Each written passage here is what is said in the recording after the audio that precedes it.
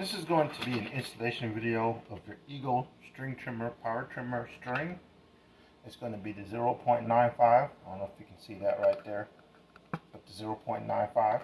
What you're going to do is going to get you an arm length width of string, and it's going to go in one hole and out the other. This is fairly easy. Should take a few seconds to a few minutes if done right.